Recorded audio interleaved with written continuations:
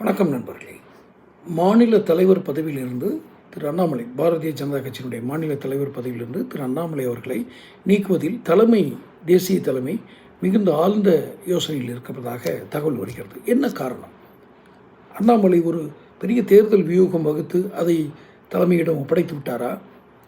தேசிய தலைமையிடம் அந்த ஒரு வியூகத்தை பார்த்த அதிர்ச்சியில், ஆச்சரியத்தில் அல்லது அந்த ஒரு மகிழ்ச்சியில் தங்களுடைய உணர்வுகளை வெளிப்படுத்த முடியாமல் அந்த திக்குமுக்காடி போய் இவரை இன்னும் நாம் மாநில தலைமையில் தமிழக மாநில தலைமையில் தமிழ்நாடு மாநில தலைமையில் இவரை நீட்டிக்க வேண்டும் என்று தேசிய தலைமை சீனியர்கள் யோசிக்கிறார்களா என்னவென்று தெரியவில்லை. ஆனால் அமித்ஷாவினுடைய மிக மிக மிக ஸ்ட்ராங்கான வலிமையான ஒரு ஆதரவு அண்ணாமலைக்கு இருக்கிறது என்பது மட்டும் புரிகிறது.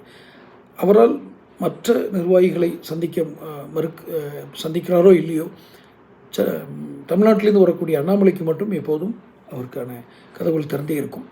இதை இன்னொரு விஷயத்தை நான் இப்போது ஞாபகம் வருகிறது. நான் திரு எஸ்.வி. சேகர் அவர்களை நேர்காணல் எடுக்கும்போது ஒரு விஷயம் சொன்னார். நேர்காணல் கூட இருக்கும், அது ஆஃப்லைன் ஆஃப் த ரெக்கார்டு இல்லை, இதில் தான் சொன்னார். என்னென்னா,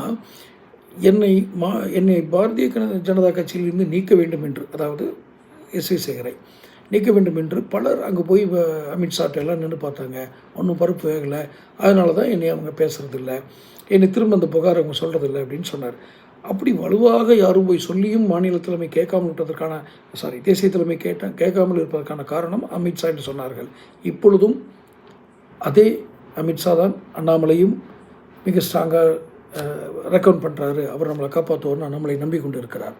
அமித்ஷா இந்த மாநில தலைவர்களுக்கு அல்லது இந்த மாநில கட்சியினுடைய விவகாரங்களில் அத்தனை எளிதாக தலையிடுவாரா தெரியாது. ஆனால் தாக்குப்பிடிப்பதற்காக தான் ஆதரிப்பது போல் ஒரு பாவனை காட்டுவார் என்றால் தோன்றுகிறது. இந்த அண்ணாமலை விஷயத்தில் என்ன நடக்குன்னு தெரியாது. ஆனால் ஏன் நாம் இதெல்லாம் விவாதிக்கிறோம்ன்றதுக்கு இப்போது நான் சொல்கிற பதில் தான். ஐயா, நீங்கள் ஆட்சிக்கு வர விரும்புகிறீர்கள், நான் உட்பட வரி செலுத்துபவர்களுடைய பணத்தை கையாளக்கூடிய இடத்தில் வருகிறீர்கள். உங்களுடைய யோகியதையும் தகுதியையும் பேசுவதும் விமர்சிப்பதும் நியாயமான முறையில் விமர்சிப்பதும் ஒரு வாக்காளராக என்னுடைய கடமை, பத்திரிகையாளராக என்னுடைய கடமை. ஆக அமித்ஷா யாருக்கும் பிடி கொடுக்காமல் இருக்கிறார். அண்ணாமலை நீடிப்பாரா? தொடர்ந்து சேனல் பாருங்கள், சப்ஸ்கிரைப் பண்ணுங்கள். அப்போ தான் உங்களுக்கு அடுத்தடுத்த வீடியோக்கள் வந்து சேரும்.